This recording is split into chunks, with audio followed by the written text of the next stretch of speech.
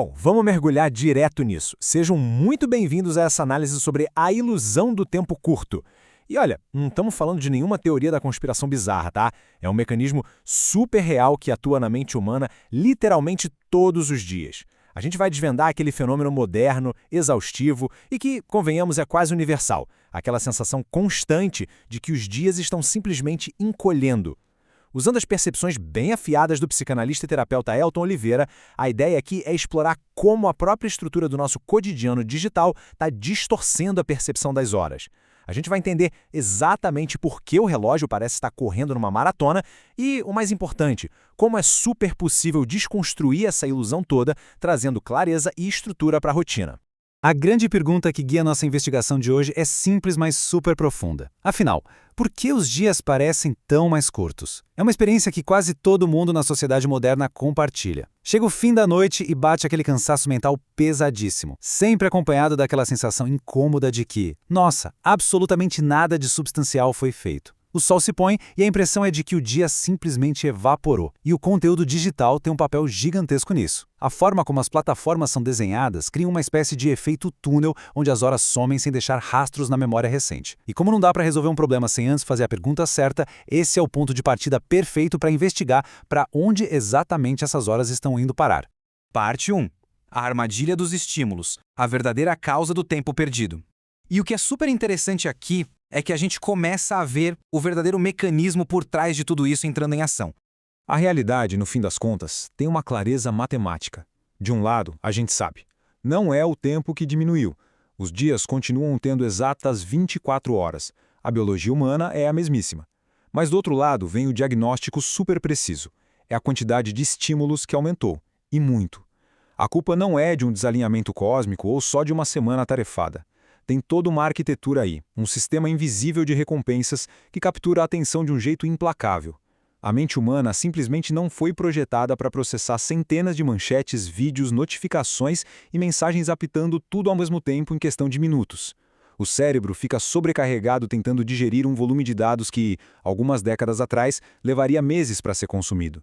A conta é muito simples. O tempo é finito, mas a oferta de estímulos digitais virou um poço sem fundo.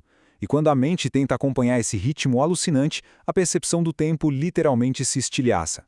E esse é o ciclo na prática, olha só. Passo 1. Abre-se a rede social, geralmente no momento de tédio na fila do pão. Passo 2. Vídeos rápidos, rolando um atrás do outro, sem pausa, sem respiro, cortando na raiz qualquer chance de reflexão. Passo 3. Um banho constante de dopamina. O cérebro é recompensado a cada milissegundo com novidade, cor vibrante, som cativante. O ritmo é frenético, a recompensa é na hora e a rolagem não tem fim. E aí vem o passo 4, que é o resultado inevitável de todo esse bombardeio em altíssima velocidade. O dia simplesmente some. Puf! Horas e horas inteiras são devoradas por um looping automático que sequestra a atenção sem exigir nenhum pingo de esforço consciente. Parte 2. O controle do consumo. Entendendo que a tecnologia não é a inimiga. E agora, vamos parar um minuto aqui e absorver o peso dessa constatação, porque o buraco é bem mais embaixo. Para entender isso mais a fundo, a visão clínica e a psicanálise trazidas pelo terapeuta Elton Oliveira são absolutamente fundamentais. Essa abordagem não fica naquelas diquinhas rasas de gestão de tempo, sabe? Ela vai direto na raiz do comportamento humano. É muito fácil e até bem reconfortante apontar o dedo para os smartphones ou para os algoritmos e culpar eles por toda essa exaustão. Mas a verdadeira questão é a relação psicológica que se estabelece com essas ferramentas. A psicanálise nos ajuda a entender os porquês. Por que existe essa necessidade quase desesperada de buscar distração o tempo todo? O que exatamente a mente está tentando evitar quando mergulha nas telas de forma compulsiva? Recuperar o tempo perdido é, antes de tudo, um exercício profundo de saúde mental. Então, o ponto crucial é este. O problema não é a tecnologia, é o uso sem consciência. Essa é a verdadeira virada de chave da nossa análise. O uso sem consciência é aquele modo piloto automático total. É pegar o celular sem intenção nenhuma, só por puro reflexo. A ferramenta que, na teoria, deveria servir para conectar as pessoas, educar ou só facilitar a rotina, acaba virando um mero anestésico. Essa falta de consciência é justamente o adubo perfeito para a ilusão do tempo curto crescer. Quando as ações do dia a dia são feitas de um jeito deliberado, o relógio volta a ter o peso normal dele. Mas quando se navega no escuro, o tempo escorrega pelos dedos, feitoaria. E tem um aviso bem severo sobre esse comportamento. Quando não se controla o que consome, o consumo passa a controlar.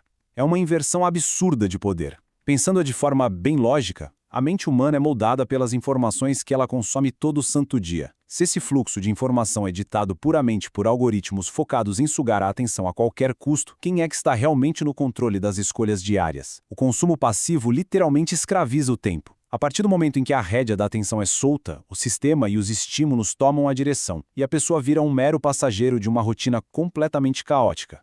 Parte 3. Desacelerar como produtividade. Retomando a direção, vamos avançar e ver como isso se desenrola para buscar uma solução concreta. A grande revelação que precisa ser encarada de frente é simples assim.